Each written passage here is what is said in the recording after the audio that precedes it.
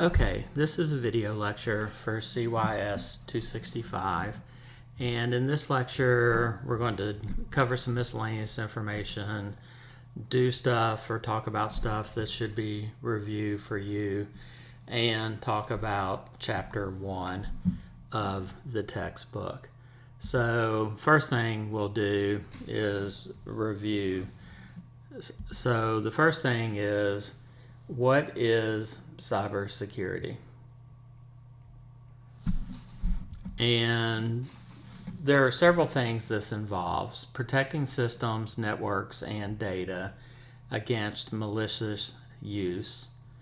There's preventing unauthorized access, that is, people who should not have access to certain systems or data, obtaining somehow access to that.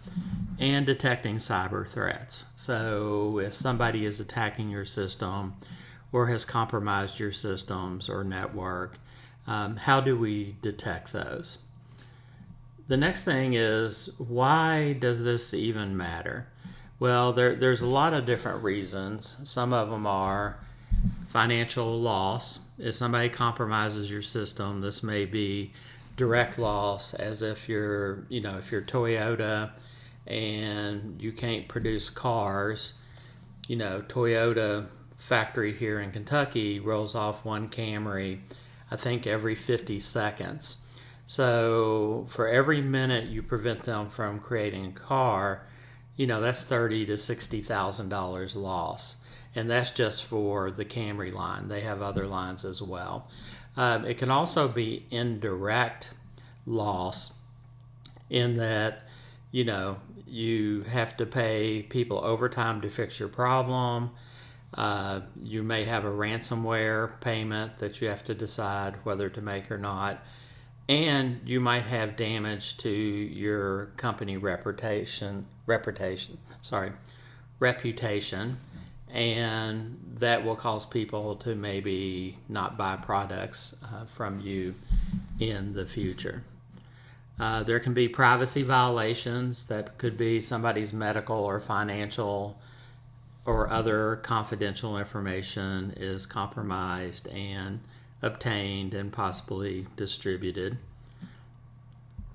There could be critical infrastructure attacks, which would be something like shutting down the power grid to a computing facility would cause them to lose money. This would have high effect if it involved hospitals or emergency services. And if it was on a wide enough scale, it could have national security concerns and consequences. And then finally, the last is legal consequences. That is, if a company fails to protect customer data and or does not report a breach like they should, there may be penalties and fines imposed upon them. And then there might be fines under laws such as GDPR, which is in Europe, HIPAA, which is medical data, FERPA, which is educational data, and there may also be state data breach laws that you have to be involved in. Also, you might face lawsuits from your customers as a result of a breach if it was determined you did not do everything you could or should have to protect their data. The next thing that I'm going to talk about is something called the CIA triad. So the initial CIA are not what you normally think of. It's confidentiality, integrity, and accessibility. So the first one, confidentiality, is ensuring that data is only available to users who are authorized to access that data and or use the systems. This might include things like usernames and passwords, multi-factor authentication information, controlling access, which is by RBAC, RBAC, which stands for role-based authentication control or access control. The next The I is for integrity. That is ensuring that the data is accurate, complete, and has not been altered in a malicious way. And some of the things we'll talk about related to that are hashing algorithms, digital signatures, and checksums are all ways to try to ensure integrity of data. And then the A stands for availability. This assures the system and data are accessible when they are needed, and this might be accomplished by redundant systems, backups, load balancers, failover in high availability systems, protection against denial of service attacks, and or distributed denial of service attacks, usually called DOS or DDoS. We'll talk about a number of different types and specific cyber threats, but here are some of the more common, I guess I'll call them categories. The first is malware, and this is just an abbreviation or a shortening of malicious software. So it takes the beginning and end of that and comes up with malware. This is a wide class of software that intends to destroy data, cause harm, alter data, etc. Another attack that's getting more and more popular is referred to as ransomware. It is a type of malicious software that locks you out of your computer files and or systems, and then whoever is responsible for that then demands a ransom payment. And often that ransom is to be paid using cryptocurrency, because crypto is untraceable. The transactions are untraceable. There's something called phishing, spelled with PH. This is a fraudulent practice of sending emails and or other messages supposedly from a reputable company, for example, and they're trying to induce individuals to reveal personal information, passwords, credit card information, social security number, and stuff that they can take and either sell or misuse. Another thing when we talk about cyber threats is insider threats. And this is basically somebody in your company either placed there or maybe they work there trying to cause damage to the company or steal something.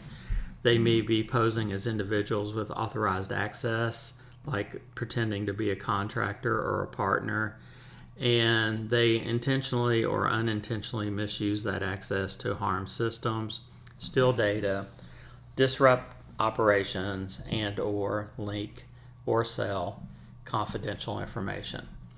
And then one I mentioned a minute ago is denial of service attacks. This is an attempt to disrupt the normal traffic or normal operations of a server, a company, a network, typically by overwhelming it with a flood of extra network traffic that then renders the system and or data inaccessible to legitimate users. The primary goal is just that, to compromise the availability of the target system resources, causing service outages and, again, hindering normal operations. Going back and looking at each of these, the first was malware. There are different categories of malware. The one that's been around probably the longest is a virus. That's a piece of malicious software that infects files and or computers and tries to propagate it. One of the first examples of a virus was all the way back in 1971. It was called the Creeper virus. It was a self-replicating program for testing networks, and it displays the "I am the Creeper, catch me if you can." One of the more popular ones was in the year 2000. It was called the "I love you" virus, and it was really a worm that infected millions by tricking users into opening an attachment. It caused billions of dollars in damage. And then another popular one, again, this may be before some of you all were born, was also in 2000, something called Code Red. And it received a lot of publicity because it affected government sites and caused massive economic loss. So those are some of the viruses. There are lots and lots of them, but that's some I chose to highlight. A virus typically, if not always, is caused by user action. That is, the user visits a website, they open a program, they click on an attachment in email, they click on a link in email. That's how viruses propagate. Now, the next thing is a worm, which is very similar to a virus, although it is self-replicating. It can replicate itself and spread to other computers without any user interaction. Back in 1988, there was something called the Morse worm. That was the first major internet worm. It accidentally caused widespread slowdowns and shutdowns by exploiting vulnerabilities in Unix systems. And then in 2003, another one that got a lot of media was Slammer. And Slammer exploited SQL Server bugs or vulnerabilities, and it caused internet slowdowns. The next is a Trojan, named after the Trojan horse of Troy. It's something that appears to be one thing, but in reality is something else. It disguises itself as a normal or interesting program, and then when you run it, it might do what it claims to do, like play a game of Tetris, but at the same time, it may be searching your hard drive for credit card numbers and or other personal data. There was one called Zeus in 2007, one called WannaCry in 2017. Those are some of the more widely known ones. Ransomware, we already talked about. It collects and often encrypts and bundles up personal data and then says if you pay a ransom, they'll give you the key to get all of your data and files back. 2013, there was CryptoLocker. In 2021, there was one called DarkSide. That's the one that basically shut down the Colonial Pipeline. And in 2024, there was one called Ransom Hub. The last one on the screen is spyware. This is a program that tries to spy on what the user is doing, what website they go to. These may include keyloggers that record every keystroke that you make on your computer. There's several like Pegasus, SpyHigh, and PhoneSpy that try to get personal data, confidential data, and that type of thing off your devices. Another thing that's common is something referred to as social engineering. This is by taking things that seem legitimate and trying to compromise it. For example, calling somebody at a company and saying you're that company's IT and asking them for information so that you can investigate a problem or fix a problem on their PC. Those are things that might happen in social engineering. The first is phishing, and that's where you send email, text messages, call them on the phone, and you try to, as I was just explaining, trick the recipient into falling for the attacker's desired action, such as revealing financial information or login credentials or other sensitive information. Over time, I think this is kind of annoying, but they've come up with other terms based on this. For example, smishing. Smishing is phishing via SMS text messages. Vishing is phishing, with the V standing for voice. So this is phishing over the phone. And then there's a category called fake websites, where often they have names that are close to an intended site. Like you might go to accidentally cmm.com thinking that you were going to cnn.com, and they may have malicious sites or spoofed websites at these typos. And again, those are referred to as fake websites.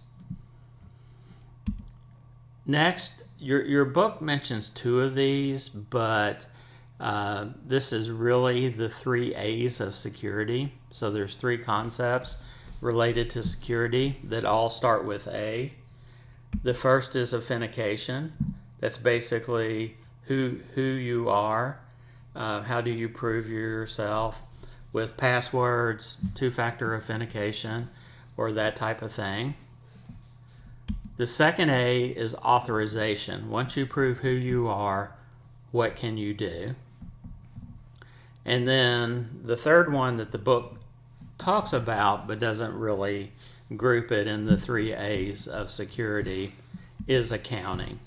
And accounting is tracking the actions of users on your system. What commands did they issue? What did they access, etc. Next, we're going to talk a little bit about network security basics and different things that we'll be talking about over the course of the semester. The first is firewalls. Firewalls are intended to inspect traffic and then decide whether or not to pass that traffic, preventing unauthorized access into or out of a computer network. Next, we have IDS and IPS systems. These stand for Intrusion Detection System and Intrusion Protection System. The difference between these two is in a detection system, it detects malicious behavior and then reports it or logs it. A protection system actually takes action to attempt to stop whatever is going on. For secure communications, we have VPNs. And what a VPN stands for is a virtual private network. It creates a secure encrypted tunnel for your internet traffic to flow over. That tunnel exists between your laptop and a destination server or VPN concentrator.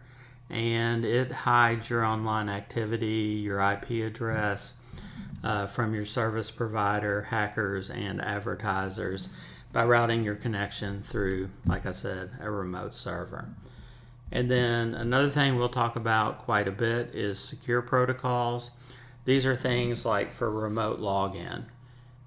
Instead of using Telnet, which is not secure, we'll use SSH, which stands for Secure Shell. Instead of using HTTP to look at websites, we'll use HTTPS. And instead of using FTP for file transfer, we'll use SFTP. For sending email, instead of using SMTP, we will use SMTPS.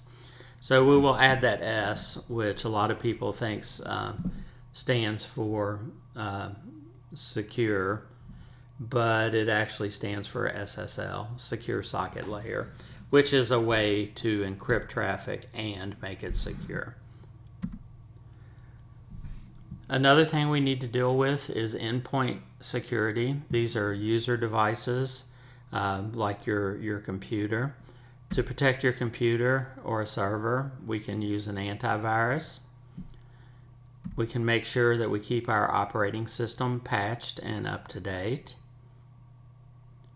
We can use a concept of least privilege, which is give the person or program the very lowest or least amount of access that they need to accomplish their task.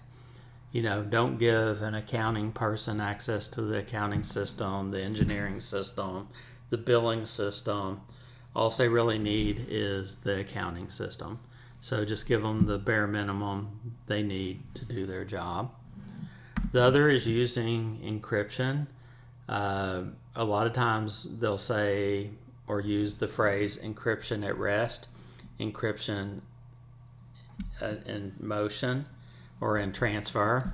That basically means encrypt your files on the computer, encrypt them while they're traveling over the network, encrypt them everywhere you can.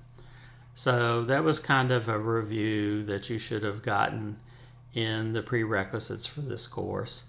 And a couple of new miscellaneous information that I thought was important that the book doesn't seem to cover.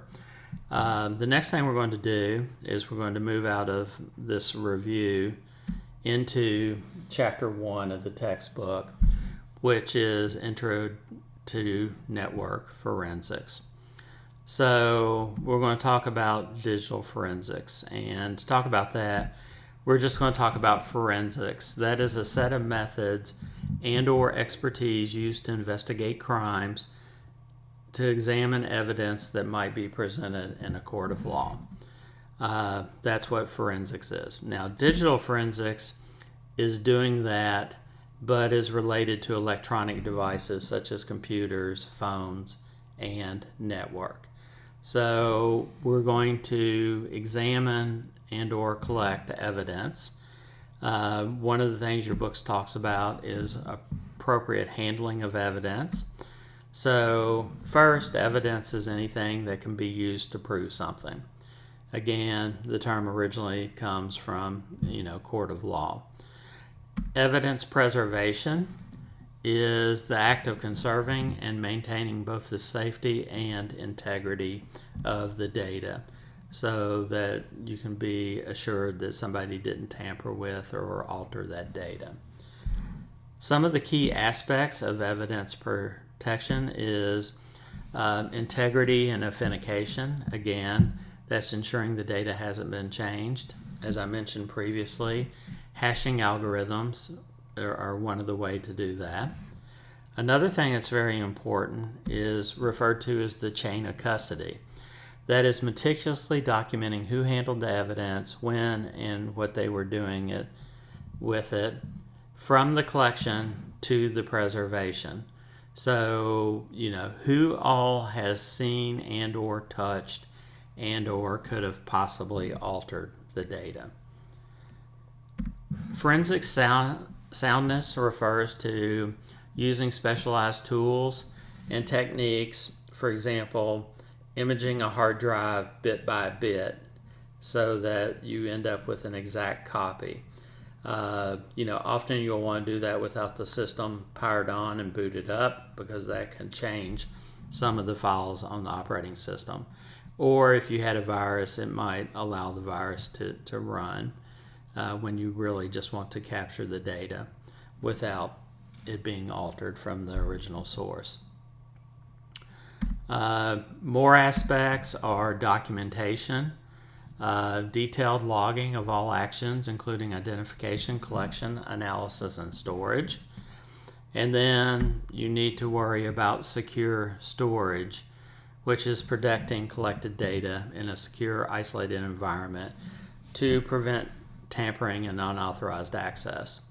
At UK, the people that deal with this, they'll do a bit-by-bit copy of a hard drive, and then they will lock that hard drive in a safe until legal tells them that they need to show them the hard drive or give it to somebody else to access.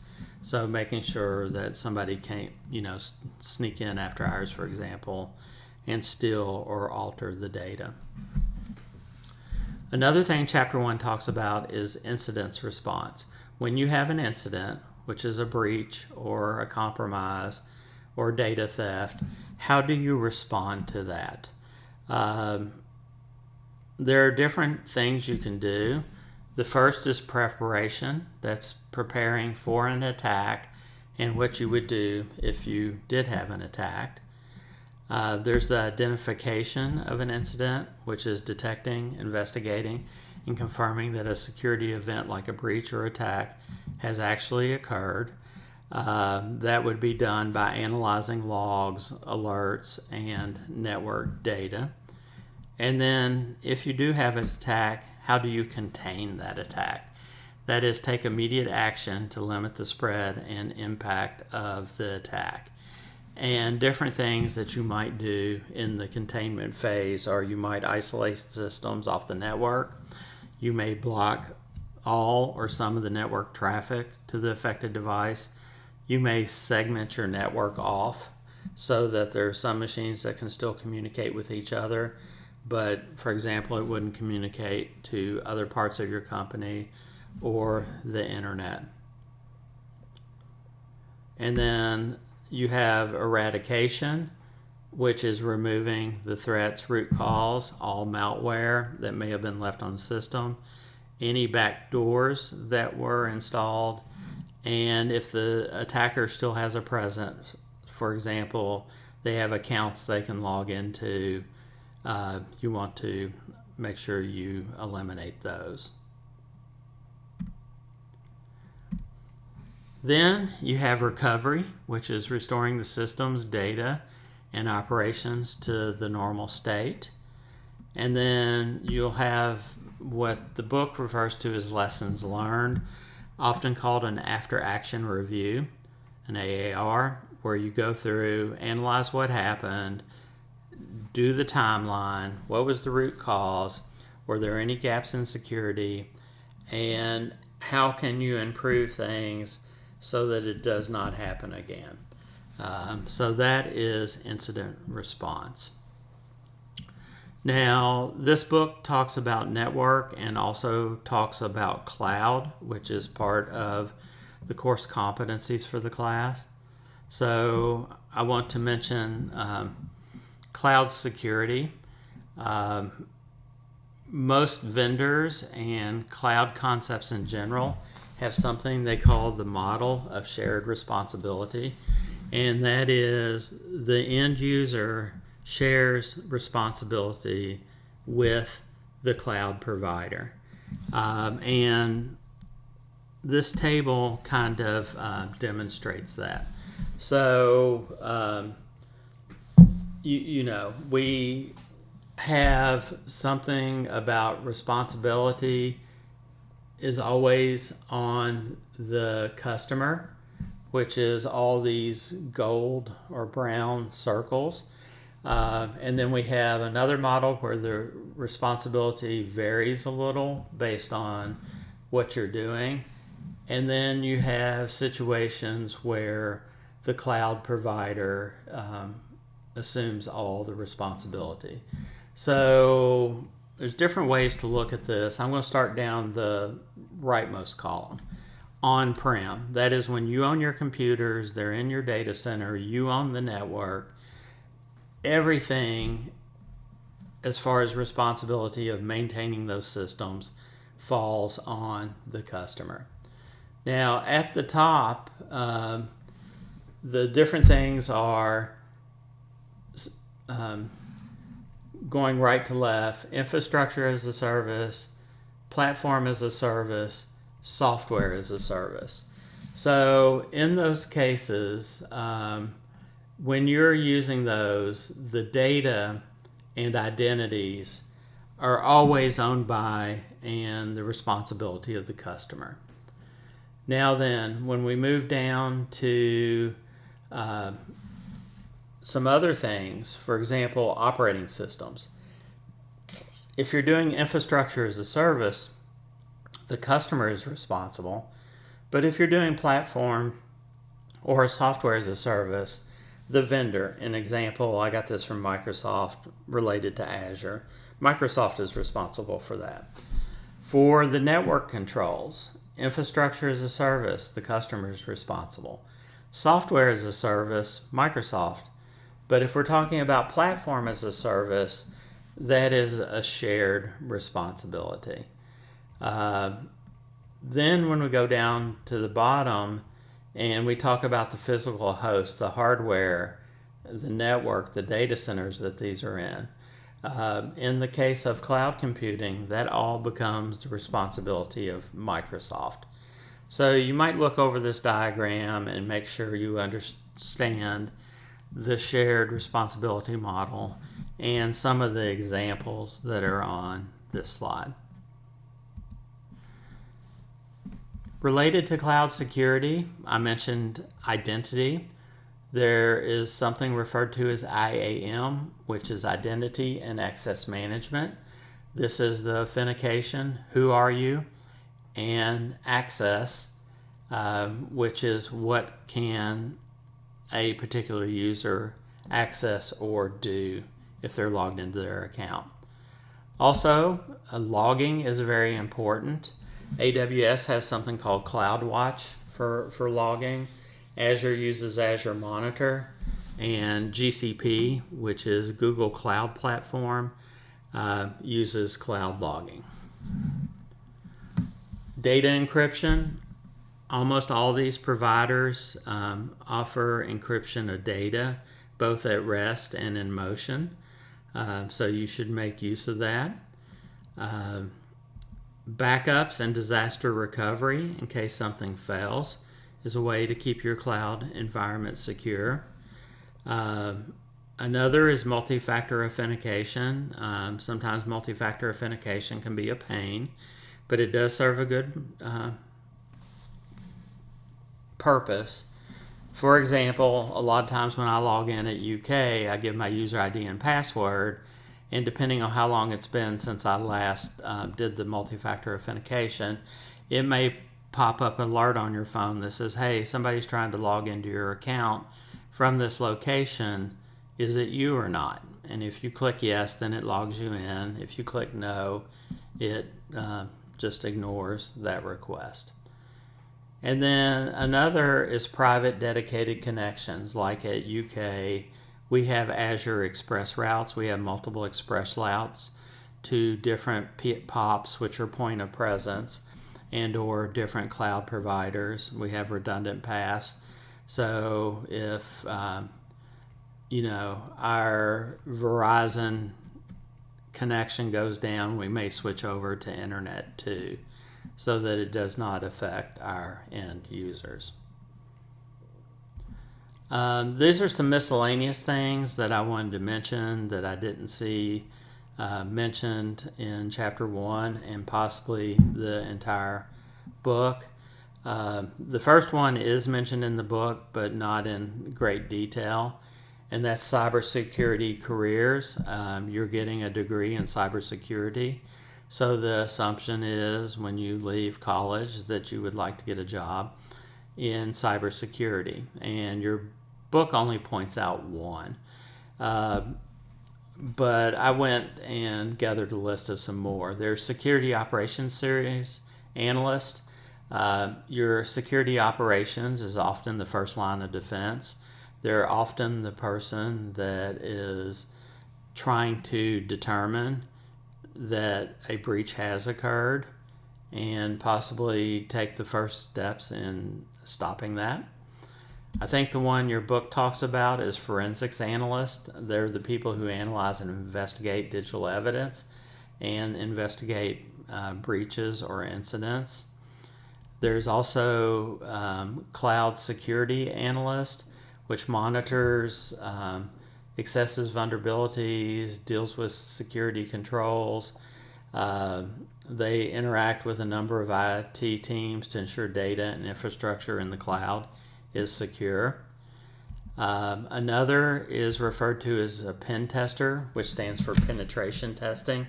This is a person who simulates attacks and scans networks, checks operating systems for vulnerability, etc., to try to find problems and fix them before they are exploited. It says they act as ethical hackers. There's actually a certification called ethical hacker because you are kind of attacking the system, scanning the system, but the end result is what you do afterwards. If you were a true hacker or a black hat hacker, you would then try to sell or misuse that data. In the case of an ethical hacker, they would report it, try to work with people to fix it, etc. As far as course expectations, I will assign reading most weeks, if not every week. They may be from the textbook, or it may be investigating things on web, either information I want you to read or maybe related to problems on your homework assignment. I make lecture videos on a variety of topics. Sometimes there's chapter lectures, but other times there's additional lectures, especially in chapter 2. I don't make these videos because I have lots of time to waste. It's obvious to me when people read the lectures and don't. There are things I will say in a lecture. I haven't said it yet to you all, but if I say I really harp on something, for example, internet with a lowercase I is 2 or more machines communicating with each other using the TCP/IP protocol, and internet with a capital I is the worldwide network of networks based on TCP/IP, the internet, capital I. And I'll get people, I'll ask that as 2 questions on a homework assignment right next to each other, and people write, oh, you accidentally put the same question in here twice. Or for the second one, they're like, well, you've already asked us what internet means, so surely you meant intranet, so I'm going to answer for intranet. But, all the time I have people saying they're too busy to really watch the lectures, and that is the type of class. The mode of this class is lectures, and this is a substitute for me standing in the classroom lecturing to you in person. So I can't stress how important it is that you watch the video lectures. Another expectation is that you will complete your assignments and quizzes, and you will complete them on time. Ethics, don't use AI thinking it can do your homework for you. Don't cheat. Don't go to websites where you may find information. Since this is the first time I'm teaching this class, there will not be any out there. But in the classes where I do teach that, searching the web for, homework solutions and that type of thing is totally unacceptable and will result in an E in the class if you're caught doing that. And in most of the classes I teach, my networking classes, my internet protocols, and now this cybersecurity class, it involves a lot of critical thinking. That is, taking concepts that you read about, I talk to you about, that you read in your textbook, and putting them together to solve a more complex or more involved problem. Some of the tools that we're going to be using in the class, I see on the upcoming slide there's a mistake, minor mistake, I apologize for that. That is, the Nmap shouldn't be there. I'll talk about it in a moment. The first tool I wanted to mention was Wireshark. We will be using Wireshark a lot in this class to monitor network traffic, try to determine if bad things are happening. There's a command line version of a packet capture tool called TCP dump. That's what it's called on Unix. On Windows, if you're a Windows user, you will use something called WinDump, which you will have to install as part of a homework assignment early on. Next is Nmap, which is a program for scanning networks to see what services and ports might be open. We'll use that pretty early on. We will probably use some cloud platforms. I kind of envision us using AWS Educate for you to get some cloud experience. I don't know if we'll do any Azure or Google stuff, but we will definitely be doing some AWS stuff over the course of the semester. There's a tool called Whois that we will use when you're trying to track down where an attack came from or possibly who is being attacked. Virtual machines. These virtual machines would probably reside in AWS, but I wanted to specifically mention that.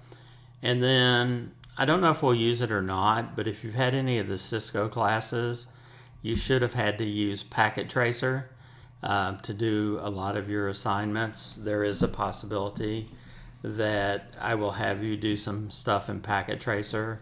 I'm not really sure at this point, but I just wanted to put it on here as a possible tool. We will also probably use something called Snort, which tries to detect network hacking and problems or bad stuff going on the network.